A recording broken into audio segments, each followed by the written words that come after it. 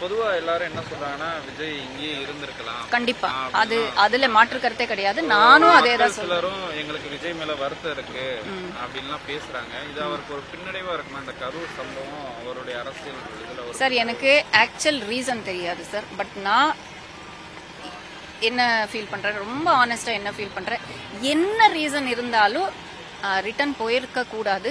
அப்படியே போயிருந்தாலும் அடுத்த நாள் காலையில கூட திருப்பி வந்திருக்கலாம். நான் கேள்விப்படுற விஷயங்கள் என்னன்னா, இங்கே வந்தா இன்னும் பெரிய பிரச்சனை ஆயிடும், ஹாஸ்பிட்டல் கிட்ட எல்லாம் இது நிறைய க்ரௌடு சேர்ந்துரும், மறுபடியும் அதே மாதிரி தான் சம்பவம் ரிப்பீட் ஆயிடும், கொஞ்ச நாளைக்கு நீங்க டவுன் ஆனதுக்கு அப்புறம் வாங்க அப்படின்னு சொல்லியிருக்காங்கன்னு நான் கேள்விப்படுறேன். But I don't know. பட் என்ன கேட்டீங்கன்னா, வந்திருந்தா கண்டிப்பாக ஒரு மிகப்பெரிய ஒரு ஆறுதலா இருந்திருக்கும். விஜய் சார் மேல, விஜய் சார் காரணம் நான் சொல்லல, பட் அவங்களுடைய பொறுப்பு அப்படின்னு நான் சொல்றேன். விஜய் கார்னர் பண்றாங்கன்னு நினைக்கிறீங்களா மேடம்? அதான் சார் நான் ஆரம்பத்திலேயே சொன்னேன், இப்படி ஒரு இது யாருமே எதிர்பார்க்காத ஒரு சம்பவம் தான். யாருமே 40 உயிர்களை வச்சு விளையாட மாட்டாங்க எனக்கு தெரிஞ்சு. we'll wait for the investigation. But இந்த சிச்சுவேஷனை யூஸ் பண்ணிடக்கூடாது, மிஸ்யூஸ் பண்ணிடக்கூடாது அப்படின்றதா என்னோட ரிக்வெஸ்ட்.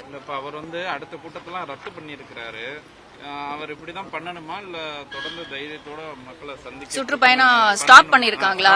அடுத்த சந்திப்பெல்லாம் ரத்து பண்ணிருக்காரு இப்போதைக்கு. யாரு? விஜய் அவங்களே வாலண்டரியா? ஆமா.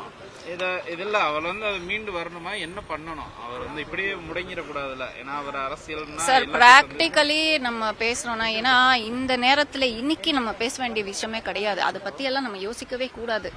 பட் ஒரு புது கட்சி அப்படின்னா கண்டிப்பாக அவங்க மக்களை சந்திச்சாதான் மக்களுக்கு அவங்க மேல ஒரு நம்பிக்கை வரும். பட் இந்த ஒரு சம்பவம் totally out of the expectation sir. இது யாருமே எதிர்பார்க்கல. அவங்க இப்போ இருக்கிற அந்த மனநிலையில அப்படி சொல்லியிருக்கலாம்.